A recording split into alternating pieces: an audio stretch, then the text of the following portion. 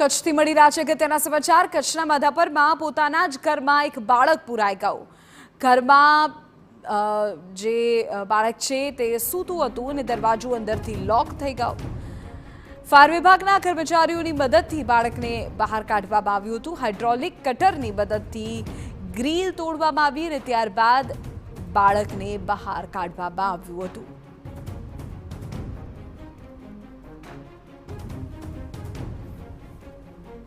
કચ્છના માધાપરની આ ઘટના છે કે જ્યાં પોતાના જ ઘરમાં બાળક અંદર પુરાઈ ગયું હતું। સ્વાભાવિક છે કે બાળક અંદર રહી જતા પરિવારજનોના શ્વાસ પણ અદ્ધર થઈ ગયા હતા।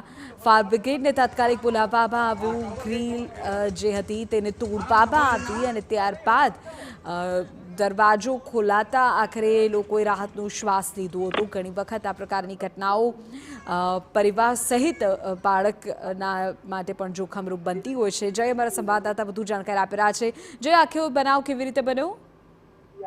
જે ચોક્કસથી માધાપરના જે ગોકુલધામ સોસાયટી છે તેનો બનાવ છે અને ખૂબ જ માતા પિતા માટે આ એક લાલબત્તી સમાન કિસ્સો છે કે જ્યાં માતા છે તે કોઈ કામસર ઉપર અગાસી પર ગયા હતા અને ત્યારે જે મુખ્ય દરવાજો છે તે સેન્ટ્રલ લોક હોવાને કારણે લોક થઈ ગયો હતો અને જેની કારણે 3 વર્ષનું જે બાળક છે તે અંદર ફસાઈ ગયું હતું।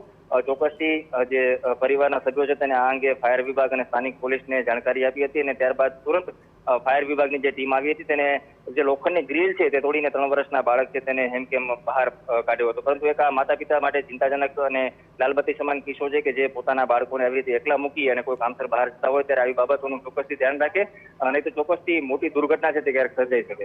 બિલકુલ જય, લોકોએ સ્વાભાવિકપણે આ બાબતની દરકાર લેવાની જરૂર છે અને જે ઘટના સામે આવી છે તેમાં રાહતી વાત એ છે કે તાત્કાલિક ફાયર બ્રિગેડનો સંપર્ક કરવામાં આવ્યો, બાળકને હેમખેમ બહાર કાઢવામાં આવ્યું।